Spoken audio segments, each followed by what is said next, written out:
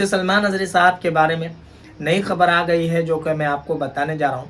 ये वाली वीडियो देखिए, वाकई में ये बड़े अफसोस की बात है कि मुफ्ती सलमान नजरी साहब के पुतले को ये लोग जला रहे हैं, पुतला बना करके जला रहे हैं और नारा भी लगा रहे हैं। पता नहीं मुफ्ती सलमान नजरी साहब ने इन लोगों का क्या बिगाड़ा है, उनसे इतनी नफरत लोग पता नहीं क्यों कर रहे हैं। मुफ्ती सलमान नजरी साहब के बारे में कल जो मैंने ये वाली वीडियो अपलोड की थी कि मैंने बताया था कि मुफ्ती साहब सही से चल नहीं पा रहे हैं। और क्यों नहीं चल पा रहे हैं तो बहुत सारे लोग कह रहे थे कि ये झूठी खबर है, आप झूठी खबर मत फैलाइए। तो इसलिए मैं आपको आज मुफ्ती साहब के जो वकील हैं उन्हीं के ज़बाने आपको सुनाने जा रहा हूँ। मुफ्ती सलमान नजरी साहब के जो वकील हैं, जो एडवोकेट हैं, उनका नाम मोहम्मद इदरीस है। उन्हीं के ज़बानी आप पूरा वाक़या सुन लीजिए कि थाने में मुफ्ती साहब के साथ क्या हुआ था, क्या नहीं हुआ था, और मुफ्ती सलमान नजरी साहब जो चलने में इनको परेशानी हो रही है, क्यों परेशानी हो रही है, अब मुफ्ती सलमान नजरी साहब का फैसला कब है और मुफ्ती सलमान नजरी साहब की रिहाई कब तक हो जाएगी, सारा कुछ डिटेल्स वकील साहब ने बताया है। आपसे गुजारिश करूंगा कि इस वीडियो को मुकम्मल आप देख लीजिए। दोस्तों, हमारे साथ एडवोकेट मोहम्मद इदरीस सदा साहब जुड़ रहे हैं। वो हजरत सलमान अजारी साहब के वकील हैं मुडासा कोर्ट में। आपको पता है कि 5 दिन की उनको रिमांड मिली है। हमारे साथ जुड़ रहे हैं मोहम्मद इदरीस सदा साहब, जिन्होंने हजरत को रिप्रेजेंट किया है। इदरीस साहब, अस्सलाम वालेकुम। वालेकुम, बोलिए सर। इदरीस भाई, पहले तो ये बताइए कि एक वीडियो वायरल हो रहा है जिसमें लोगों को इंतजार है कि भाई हजरत इतने थके हुए ऐसा लिम्बिंग क्यों वॉक कर रहे हैं, क्या हजरत के साथ जो है गलत व्यवहार हुआ है या उनको टॉर्चर दिया गया है। एक बहुत सारा एक वीडियो वायरल हो रहा है। मैं चाहता हूं कि पहले आप उसके बारे में बताएं, फिर हम बिल के बारे में बात करेंगे। जी सर, बात ऐसी है कि हजरत के खिलाफ जो एफआईआर दर्ज हुई उसके बाद जो मोडासा पुलिस है वो उनको जूनागढ़ लेने के लिए गई थी और जूनागढ़ से ट्रांसपोर्ट वारंट के आधार पर उनको 11 तारीख सुबह यानी कि 10-12 घंटे का रन करके वो लोग तुरंत लेके आए यहाँ पे गुजरात मोडासा, यानी कि जूनागढ़ से ट्रांसपोर्ट वारंट के जरिए मोडासा लाए और मोडासा 5 बजे सुबह आए और 5 बजे आने के बाद थोड़ा बहुत रेस्ट किया और उनको 1 बजे कोर्ट में लेके आए न्यायालय में। यानी कि जो 10-12 घंटा का जो सफर था उसके अंदर हजरत थोड़े थके हुए थे और साथ में उन्होंने रोजा भी रखा था। अच्छा, रोजा रखा माशाल्लाह। हाँ, और रोजा भी रखा हुआ था। और इसमें मैंने उनको पूछा कि आपकी तबीयत कैसी है, कि नहीं कि मेरी तबीयत ठीक है, मगर ये ट्रांसपोर्टेशन की वजह से थोड़ा मेरे को बैक पेन पहले से ही है। हाँ, वो वीडियो में बता रहे हैं लिम्बिंग, वो मतलब थोड़ा सा वो करके चल रहे हैं, उनके चेहरे में भी वो लग रहा है। हाँ, यानी कि वो मुसाफरी ट्रांसपोर्टेशन की वजह से उनकी थकान भी थी और उनको थोड़ा बहुत बैक पेन था और उन्होंने रोजा भी रखा हुआ था। मैंने पूछा उनको कि आपने खाना वाना खाया, तो कहने मेरा रोजा हुआ है। चलो ठीक है। और एसएसपी ने भी बोला उनको कि भाई खाना उनको खाना का बंदोबस्त किया था मगर हजरत ने रोजा रखा था, इसके लिए खाना बना सब उन्होंने मना किया है। और हजरत कोई बदसलूकी की मैंने उनको पर्सनली पूछा कि न्यायालय में पेश करने से पहले पूछा जाता है बराबर, और जैसा भी पूछते हैं। हाँ, और मैंने भी उनको पहले पूछा कि आपके साथ कोई बदतमीजी की है, किसी ने कोई गाली गलौज से, नहीं मुझे कोई दिक्कत नहीं है।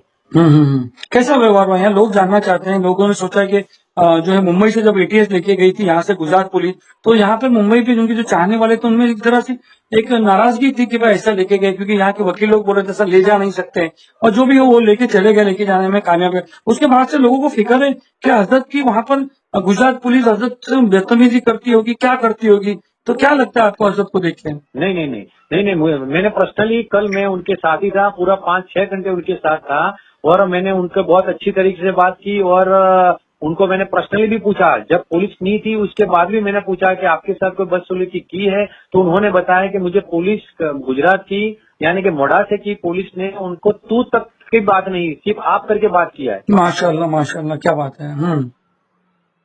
और ये जो जैसे बताया कि गाड़ी से उतर रहे हैं और थोड़ा वॉक कर रहे हैं, मतलब थोड़ा लिंपिंग कर रहे हैं, तो वो उसका भी उन्होंने बताया कि क्या बताया उन्होंने? बैक पेन था। यानी बैक पेन की वजह से थोड़ा थकान थी, रोजा था, इस वजह से यही है। पक्का ना सर ये?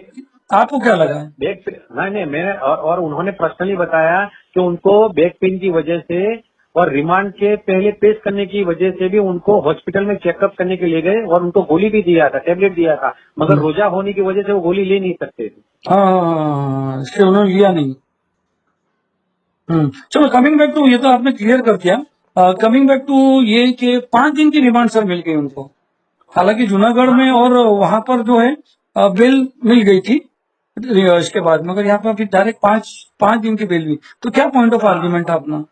जी सर, इसमें ये क्या है कि पुलिस ने इस मोड़ासे के मामले में एट्रोसिटी की जो सेक्शन है वो दर्ज किया हुआ है। बराबर है, वैसे एट्रोसिटी का गुना बनता है नहीं है, वो मैटर ऑफ एविडेंस की बात है। बराबर है। अगर एक बार पुलिस ने अगर गलत सेक्शन भी अगर डाली है तो अब अपने बेल के सिवा कोई छुटकारा नहीं है। अच्छा, बेल एट्रोसिटी, हाँ। और जूनागढ़ और बचाव के अंदर जो उनका जो वेरी सेम डे बेल होने की वजह ये है कि उसके अंदर एट्रोसिटी नहीं थी, तो लोअर कोर्ट यानी जुडिशियल कोर्ट उसको जमानत देगी। और मोड़ासा के अंदर अपने एडिशनल सेशन कोर्ट जो इसके अंदर एट्रोसिटी की स्पेशल कोर्ट होती है उसके अंदर बेल एप्लीकेशन डिसाइड होगी। अच्छा। मगर वो तो अभी जब तक पुलिस कस्टडी है तब तक तो बेल एप्लीकेशन डाल भी नहीं सकते। नहीं, रिमांड अगर इनका रिमांड 17 तारीख को सुबह 10:30 बजे खत्म हो जाएगा, तो 17 तारीख को इनका रिमांड खत्म होगा तो उसी दिन अपने बेल एप्लीकेशन फाइल होगी और फिर 19 तारीख को मेरे ख्याल से हियरिंग में आएगी और 20 तारीख को ऑर्डर होगा। ये मगर पुलिस तो सेकंड रिमांड भी मांग सकती है, मांगेगी। उसकी अपनी तैयारी क्या है? कोर्ट देगी नहीं। कोर्ट ने वैसे कोर्ट किसी को बोलती नहीं है, मगर इसके अंदर थोड़ा बोला था कोर्ट से कि भाई ये आपको पहले से ही ज्यादा दे दिया है, अब जो भी करना है 17 तारीख को पेश कर दो बस। अच्छा, यानी अंदर वहां पर ये बात थी। आपको क्या लगता है जज साहब को जब आप लोग ने आपका डिफेंस किया तो क्या मतलब डिफेंस था और प्रोसिक्यूशन क्या था और डिफेंस क्या था? प्रोसिक्यूशन ये था कि भाई इन्होंने ये थोड़ा एग्रेसिव भड़काऊ भाषण दिया हुआ है, जो स्पीच है वो एग्रेसिव थी, उसके लिए एक समाज के अंदर दुश्मनावट पैदा हो सकती है ऐसी है, इसके लिए एफआईआर दर्ज हुई है। हमने बोला कि हमने ऐसा कुछ बोला नहीं है, हमने तो सिर्फ ऐसा बताया कि भाई मुसलमानों की जो हालत है वो दलित से भी खराब है। तो हमने ऐसा नहीं बोला कि दलित खराब है, हमने तो ये बोला कि भाई दलित अच्छे और मुसलमान खराब है। एक सच्चर कमेटी की जो रिपोर्ट पेश हुई है संसद के अंदर, तो सच्चर कमेटी की रिपोर्ट के जरिए उन्होंने बताया, ये हमने दलित पेश की है। फिर जज साहब का क्या मतलब इसके ऊपर वो था? जी सॉरी, जज साहब ने मतलब इसको क्या लिया आपने जब ये बोला? जज साहब ने ये बोला कि भाई चलो आपको ये प्रोग्राम आपने बनाया ये है, तो किसी को भी ऊंचा किसी को भी नीचा अपने बोलने की जरूरत क्या है। जब धार्मिक अगर प्रोग्राम करते हैं तो आप धार्मिक मुद्दे बताओ, पॉलिटिकली मुद्दे क्यों लेते हैं, ऐसा किया। मगर ये पुलिस जो है यूं कि भाई ये हजरत है, ज्यादा दिन तक जेल में रहे, इसके लिए रिमांड के लिए गलत इश्यूज लेके आए कि भाई इनके पास फंडिंग कहाँ से आता है, ये कहाँ से आए थे, बॉम्बे से यहाँ किस तरह आए, मोड़ासा के अंदर उन्होंने उनको कितना पैसा दिया गया, ये कोई इसके पहले कोई प्रोग्राम कोई एक्टिविटीज का एंटी सोशल के एंटी नेशन कोई एक्टिविटीज की है कि नहीं, इनके खिलाफ और कोई मुकदमे है कि नहीं, ऐसे करके अपने रिमांड एप्लीकेशन दी थी। तो अपना डिफेंस क्या था इस पे, जो फाइनेंस की बात हुई कि इनको पैसा कौन देता है? अभी रिमांड अपने कम करने के लिए अपने आर्ग्यूमेंट की थी, मगर कोर्ट ने जो पहले 1 नंबर के जो आदमी था उसको 4 दिन का दिया था, इसके लिए इनको भी 4 दिन पूरे यानी 4.5 दिन तक के रिमांड दिए हैं। अब इंशाल्लाह हो जाएगा बेल तो यहीं से हो जाएगी। हमको बट आपने कहा ये मैजिस्ट्रेट कोर्ट है, बेल आपने कहा कि एडिशनल जज के पास होगी। हाँ, ये स्पेशल कोर्ट यानी सेशन जज के पास ही जाएगी।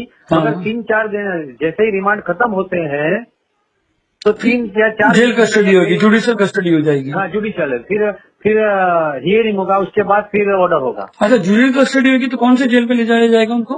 यहाँ मोड़ासा की जेल यहाँ अच्छी है।